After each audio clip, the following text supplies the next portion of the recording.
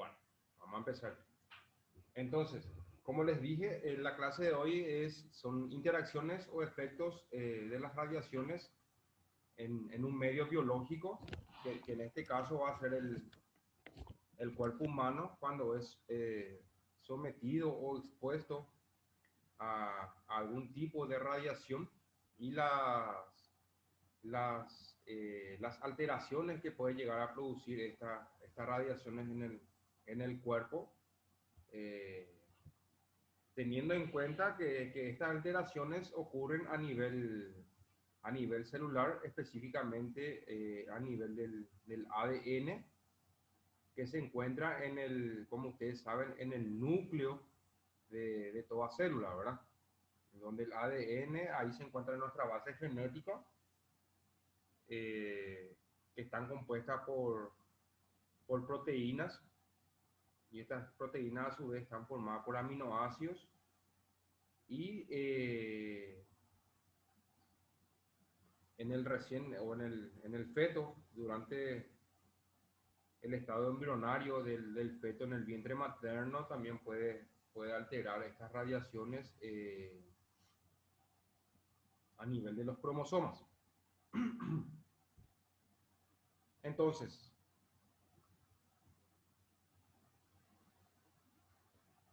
los efectos biológicos de la radiación, el concepto es el estudio de los efectos de la radiación ionizante en el tejido vivo. Permite comprender las consecuencias adversas, sobre todo de los rayos X, que se utilizan mucho para el estudio complementario que se requiere, donde tenemos los rayos X, también tenemos los campos magnéticos, la resonancia magnética y la tomografía computarizada, ¿verdad? Que todos estos estudios se basan en radiaciones de rayos X. Entonces, para entender mejor, la curva dosis-respuesta, ¿sí? Es una curva de la dosis que se le administra al paciente para, para el estudio y la respuesta que puede llegar a producir esta dosis dentro del tejido del paciente. Representa la relación entre la dosis de radiación que recibe un individuo y la respuesta celular a dicha exposición, ¿sí? Que fue lo que yo les dije. Esto que vemos aquí es el ADN, que está formado por una hélice o por una bicapa formada por aminoácidos, y estas dos capas o estas dos hélices, como ven aquí, están unidas entre ellas por unas uniones que se llaman uniones covalentes. Y muchas veces estas radiaciones pueden afectar en el mismo ADN, ¿verdad? Que está formada por las proteínas. Hay muchísimos tipos de proteínas y combinaciones entre ellas, por ejemplo, arginina, cinina, leucina, interleucina. Entonces, las uniones que se producen o que se forman acá en el ADN, las radiaciones pueden afectar esta hélice o puede afectar estas uniones covalentes, ¿sí? Entonces, si afecta a estas uniones covalentes, ¿qué va a pasar? Las hélices se van a separar, ¿sí? Y ahí va a perder esa capacidad de, de funcionamiento del ADN. La curva dosis-respuesta está o se caracteriza por una curva lineal, una no lineal, un umbral, un umbral de radiación, un no umbral de radiación, una curva dosis que se llama estocástica y determinista, ¿sí? Entonces vamos a empezar a ver la primera, la curva dosis-respuesta lineal, ¿sí? Acá tenemos la respuesta y la dosis que se le administra al paciente, y esto es la respuesta que puede llegar a producir. Esto que vemos aquí es una lineal, ¿sí? Donde la recta es lineal y esta es no lineal, en donde forma como una curva. Entonces, la lineal, la respuesta está directamente relacionada con la dosis. Al aumentar la dosis, aumenta proporcionalmente la respuesta del tejido, ¿sí? Para poder observarse, ya sea por ejemplo en un rayo X, una resonancia magnética, en una tomografía. La no lineal, la respuesta no es proporcional a la dosis. Un aumento de la dosis puede provocar una respuesta grande o pequeña, ¿sí? O sea, si nosotros aumentamos la dosis, como se ve aquí en la línea amarilla, ¿sí? La dosis se encuentra aumentada, ¿sí? Pero la respuesta no es lineal como en la primera imagen o aquí, esto que estamos viendo acá, en donde la dosis se encuentra en el umbral o en la base de administración y no depende de la dosis. Entonces tenemos la lineal y la no lineal, ¿sí? El umbral es la dosis en la cual los efectos se producen. Debajo de esta dosis no hay efectos obvios. O sea, por debajo del umbral de administración, que vamos a ver más adelante, la unidad de medida de administración de las radiaciones, no se va a poder observar ninguna imagen o imagen ya sea muscular, tendinosa o ósea, no se va a poder observar por debajo del umbral. En cambio, en la no umbral, cualquier dosis, no importa lo pequeña que sea, producirá una respuesta.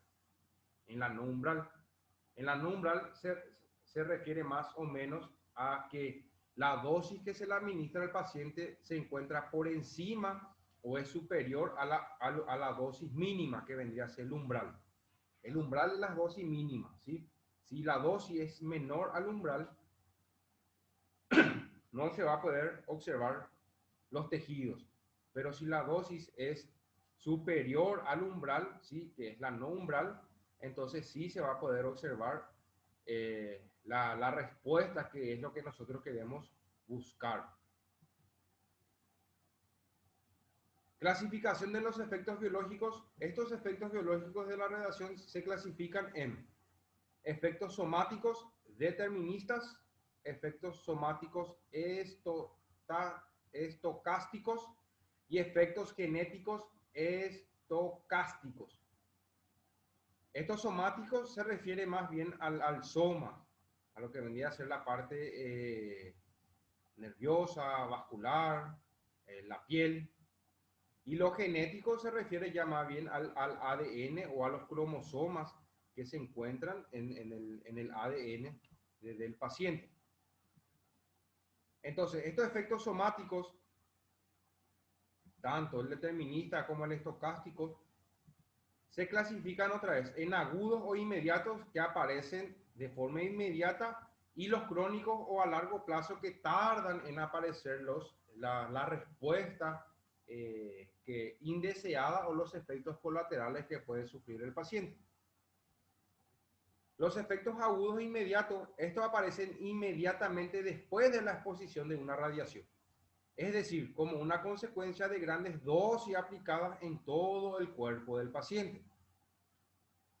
Por ejemplo, efecto en todo el cuerpo, tenemos 0,25 SB, que es una unidad de medida de la radiación. Generalmente esta dosificación no produce ningún efecto nocivo en el paciente. De 0,25 a 1,0 hay ligeros cambios sanguíneos, ¿sí? Porque afecta a nivel somático, descenso en el contagio de glóbulos blancos, o sea, los glóbulos blancos que son nuestros, o que ayudan en nuestro sistema autoinmunitario para la defensa contra un agente infeccioso. Estos glóbulos blancos están formados por los neutrófilos, eosinófilos, basófilos, los macrófagos, ¿sí? Entonces se encuentra disminuido. Vómitos entre horas después de la radiación, fatiga, pérdida del apetito y cambios sanguíneos en el 1 a 2, ¿sí? Entonces, en el 0,25 no hay ningún efecto, en el 0,25 a 1,0 hay ligeros cambios sanguíneos y descenso en el contagio de glóbulos blancos. De 1 a 2 ya empiezan los vómitos, fatiga, pérdida del apetito, cambios sanguíneos. De 2 a 6, vómitos en 2 horas, cambios sanguíneos importantes, alopecia, que es la caída del pelo en 2 semanas después de la radiación, y la recuperación entre 1 mes y 1 año para el 70% del tejido del paciente. Y de 1 a 2, la recuperación es en semana. De 6 a 10, hay vómitos en menor tiempo, en 1 hora, lesiones intestinales, muerte en 2 semanas para el 80 o 100% de los pacientes, y mayor a 10, hay ya una lesión cerebral, coma del paciente y la muerte del paciente. Entonces, dependiendo de la dosis de radiación que se le administra al paciente, va a tener los efectos en el cuerpo del paciente. Esto es agudos o inmediatos. Luego tenemos los crónicos o a largo plazo. Se evidencian o aparecen después de un largo periodo de tiempo. Este periodo se llama periodo de latencia o latente, ¿sí? Que puede tardar años, 5, 10, 15 o 20 años, por ejemplo, en pacientes que presentan leucemia, ¿sí? Efectos somáticos deterministas, ¿sí? Son aquellos efectos perjudiciales para una persona que ha sido expuesta a altas dosis de radiación específica. Algunos de los efectos son rubor cutáneo, ¿sí? Un color rojizo de la piel, presencia de cataratas, entre otros. Y la gravedad de estos efectos son directamente proporcional a la dosis recibida, y en la mayoría de los casos existe una dosis umbral. Por debajo de esta no se produce ningún tipo de efecto, ¿sí? Todo depende de la dosis que se le administra al paciente, que fue lo que vimos en la diapositiva anterior. Los efectos somáticos estocásticos son efectos aleatorios y dependen de las leyes de la probabilidad, en donde en algunos pacientes sí puede presentarse y en otros no puede presentarse. Se producen en función directa a la dosis, y la probabilidad que ocurran aumenta al aumentar la cantidad de radiación absorbida. Sin embargo, la gravedad de los efectos no depende del tamaño de la dosis que se absorbe. Algunos ejemplos de estos tipos son la leucemia y algunos tumores. Este efecto somático estostático está muy relacionado a esto que está aquí, a la dosis umbral. Los efectos somáticos estostáticos: cuanto más pequeña la dosis de radiación, menor será el riesgo o la probabilidad del daño a nivel celular. Y a nivel celular, ¿a qué estructura de la célula le afectan las radiaciones? A ver si alguien entendió. ¿A qué componente de la célula le afectan las radiaciones?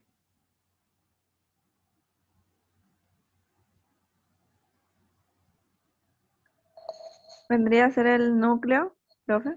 Muy bien. ¿Y qué hay en el núcleo, Josefina? ¿El ADN? El ADN. Muy bien. Y en el ADN puede afectar a la hélice, que fue lo que yo le expliqué, que está formado por aminoácidos, o le puede afectar a las uniones covalentes que le unen a estas dos estructuras que vemos aquí. A esto. Le puede afectar a la hélice, que está formada por aminoácidos, o a estas uniones que ustedes ven aquí, que se llaman uniones covalentes. Muy bien.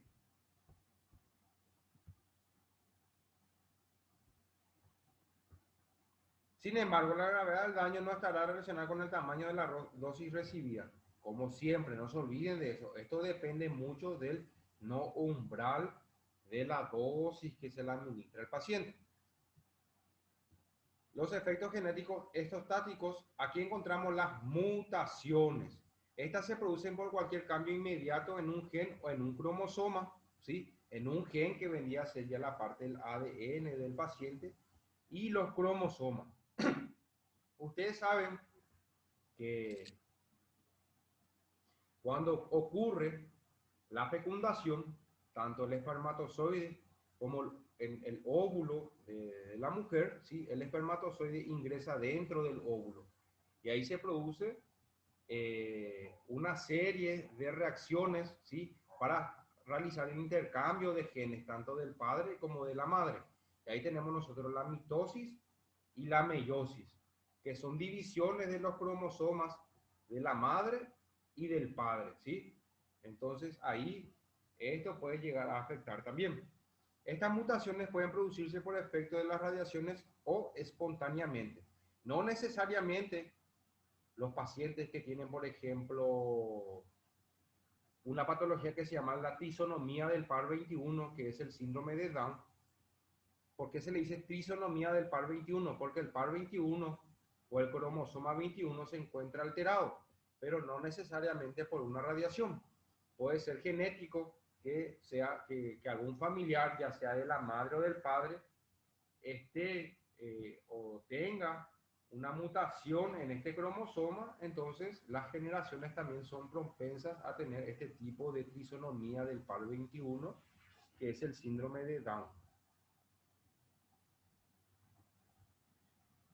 Continuando con los efectos genéticos estostáticos, la radiación recibida por los órganos reproductores puede dañar el ADN de los espermatozoides o los óvulos, provocando una anomalía congénita en los descendientes de la persona irradiada, que fue lo que le expliqué. Sin embargo, no existe la certeza que se presenten los efectos dañinos, por lo que todos los efectos genéticos se consideran estostáticos, ¿sí? Que fue lo que le expliqué. No necesariamente si la madre antes o durante el proceso el proceso embrionario, si se le hace algún estudio a esta madre, no necesariamente afecta el ADN del niño, ¿sí? O también, ya sea el padre o la madre, si sufre algún tipo de, de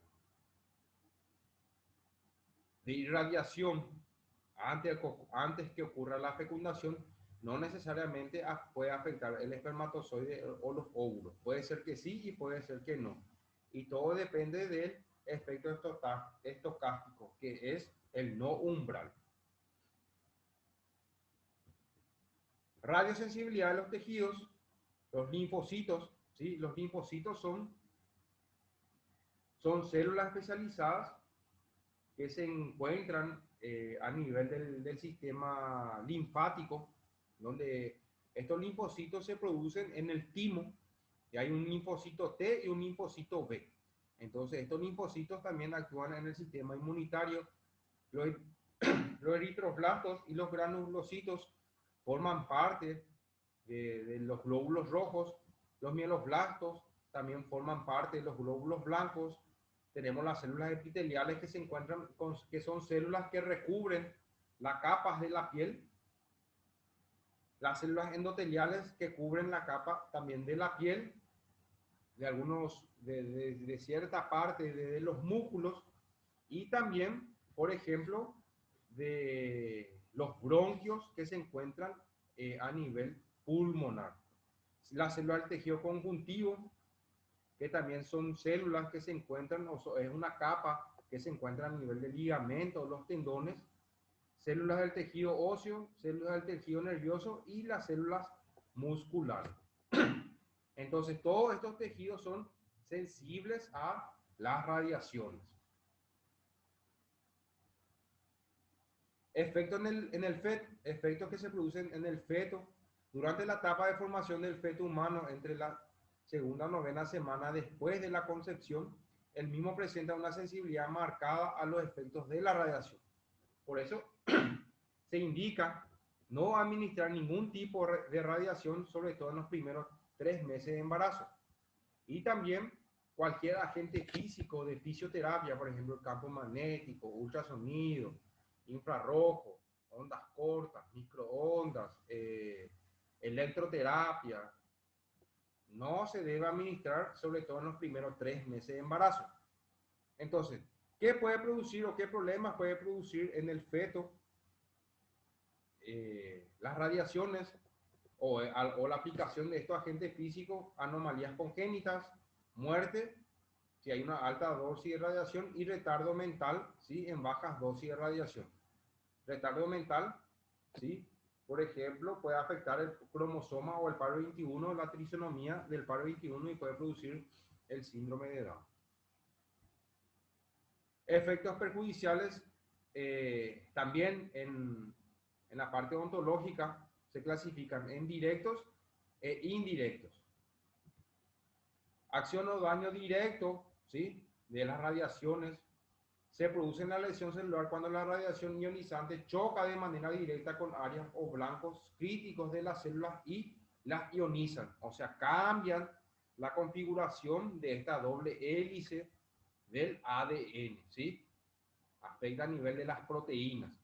Esta ionización produce ruptura de los enlaces químicos de las macromoléculas, convirtiéndolas en estructuras anormales. O sea, esto se desprende y quedan libres, ¿sí? Entonces produce una alteración en el ADN del que recibe la dosis de radiación a nivel odontológico. Acción o daño directo puede producir incapacidad de transmitir información, replicación anormal, muerte de las células, daño temporal. El ADN puede repararse sin problemas antes de una división celular. O sea, el ADN, dependiendo de qué grado o de qué grande sea la lesión que sufra a nivel de su hélice, ¿sí?, este ADN tiene la capacidad de volver a regenerarse, pero muchas veces no tiene esa capacidad de regenerarse, entonces la célula muere.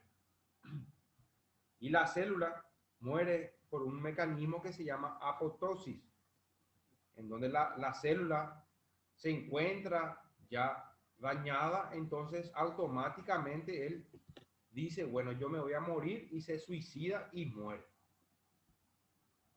Acción o daño indirecto: se produce la lesión cuando los fotones de los rayos X se absorben dentro de la célula y provoca la formación de toxina, peróxido de hidrógeno y radical hidroperoxilo, ¿sí? Sobre todo el peróxido de hidrógeno, en donde se rompen los enlaces, ¿sí? Y al romperse esos enlaces produce esta molécula que ven aquí, HO, que se llama peróxido de hidrógeno. Entonces, la formación de este peróxido de hidrógeno rompe el ADN del paciente. Daño directo e indirecto es lo que vemos aquí. El efecto directo produce una lesión a nivel del cromosoma, a nivel del ADN del paciente acá en la hélice, pero puede tener esa capacidad de regenerarse. Pero el efecto indirecto produce el peróxido de hidrógeno, entonces la célula no tiene o pierde esa capacidad de regeneración. Y estos puentecitos que ustedes ven aquí son las uniones, que fue lo que le hablé hace rato, que se llaman uniones covalentes. Si estas uniones también se rompen, se desprende esta hélice del ADN, ¿sí? Entonces, los efectos de la radiación: tenemos los efectos somáticos agudos, que produce un problema hematopoyético, ¿sí?, a nivel de los glóbulos rojos o glóbulos blancos, problemas o alteraciones gastrointestinales, a nivel cardiovascular y a nivel del sistema nervioso. Los efectos somáticos crónicos: produce cariogénesis, un problema a nivel cardíaco, cáncer tiroideo, que fue lo que les dije hace rato, porque afecta a los linfocitos, cáncer de esófago, tumores cerebrales, tumores salivales, leucemias, cataratas. Y los efectos bucales de las radiaciones, que se utilizan mucho por ejemplo, para sacar una radiografía, si es que se va a hacer un tratamiento de conducto, por ejemplo, o una extracción de dientes.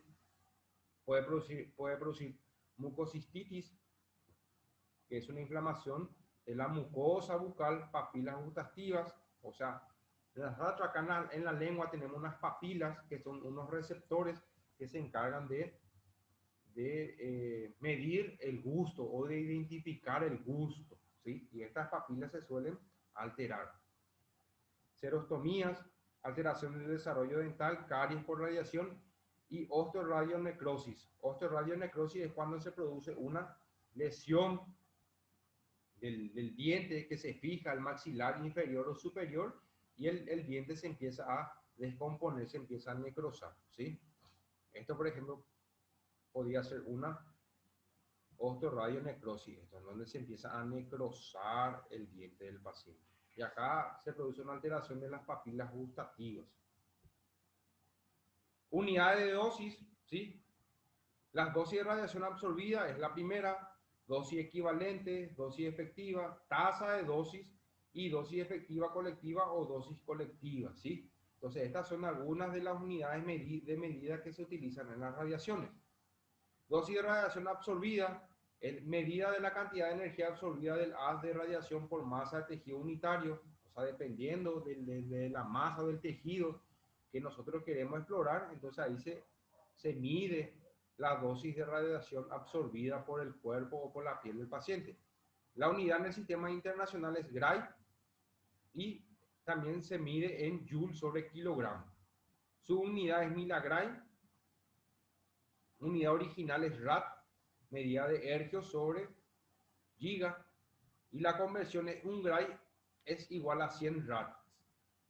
Este es la unidad, que fue lo que les mostré hace rato. 1, 2,5, 6, eso es un gray, que fue lo que les mostré en el primer cuadrito cuando vimos al empezar la clase. Las dosis equivalentes, ¿sí? Es la equivalencia de las dosis que es absorbida por la piel del paciente. Su unidad de medida es sievert, su unidad es milisievert o microsievert y su unidad original es rem y la conversión es un sievert equivale a 100 rems, ¿sí? Acá se utiliza un sievert, que fue lo que le mostré en, a ver,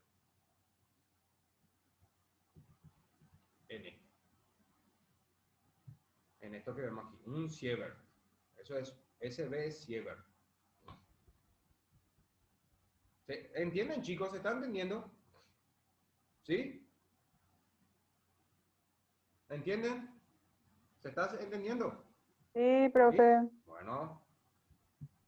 Dosis efectiva permite comparar dosis de diferentes investigaciones de distintas partes del cuerpo, convirtiendo todas las dosis en una dosis equivalente para todo el cuerpo. O sea, si nosotros le damos una dosis en la rodilla al paciente, entonces esa dosis efectiva que se administró en la rodilla del paciente puede ser efectiva también en el hombro del paciente. Su unidad de medida es sievert y tenemos el milisievert, ¿sí? Este es el que más se utiliza, el sievert, ¿sí? O sea, si nosotros utilizamos en la rodilla y fue de 1,2 sievert y en la rodilla esa dosis fue efectiva, entonces podemos utilizar 1,2 también en el hombro. En mi caso, por ejemplo, puede ser que en Cristina sea de 2,5 el sievert. Entonces, cada persona tiene una unidad de medida distinta. La tasa de dosis consiste en una medida de la dosis por unidad de tiempo, por ejemplo, dosis por hora. O sea, es la dosis que se le administra al paciente por hora. A veces es una cifra más cómoda y fácilmente medible y se mide en microsievert sobre hora. La protección radiológica, ¿sí? Ya sea del paciente o del que va a administrar o que va a hacer el estudio, evitar de manera absoluta los efectos determinísticos, reducir la frecuencia de los efectos estocásticos, sobre todo el no umbral, ¿sí? Dependiendo de la radiación que vamos a administrar o que se le va a administrar. Los aparatos de rayos X presentan o están compuestas por una filtración, tener filtración inherente de 0,5 a 1 milímetro de distancia y filtración adicional que consiste en la colocación de discos de aluminio en la trayectoria de los rayos X. Uno cuando se va a hacer un rayo X, por ejemplo, se coloca un disco sobre entre la radiación y el cuerpo del paciente. Colimación es una placa de plomo que se coloca para restringir la forma y tamaño del haz de los rayos X. Eso sirve para direccionar la radiación. Si no se coloca esta placa de plomo, entonces la radiación sufre de desviaciones. Y el cono de extremo abierto rectangular o redondo que no produce radiación dispersa, que va de la mano con la colimación para direccionar la radiación. Pero para filtrar la radiación es estos discos de aluminio. El operador evitar el rayo primario y mantenerse a una distancia de 2 metros de la cabeza del tubo rayo X. Cuando no es posible alejarse, utilizar una barrera de protección, ¿sí? Que vendría a ser los discos de aluminio. No sostener la película radiográfica en la boca del paciente durante la exposición, ¿sí? En los odontólogos, y debe estar colocado perpendicularmente a la piel del paciente entre 1,90 o 180 grados. Tiene que estar ubicado el dispositivo que vamos a utilizar nosotros para que la dosis que penetre en la piel del paciente, ya sea 90 o 135 grados, sea efectiva. El paciente utilizar las películas radiográficas más rápidas disponibles en el mercado, emplear el collar tiroideo y el mandil de plomo, ¿sí? Si se va a hacer una radiación a nivel de cabeza y cuello, utilizar aditivamente para sostener la película de manera que los dedos del paciente no queden expuestos a la radiación, ¿sí? Y ahí terminamos, chicos. Una clase cortita, fácil y muy interesante. No sé si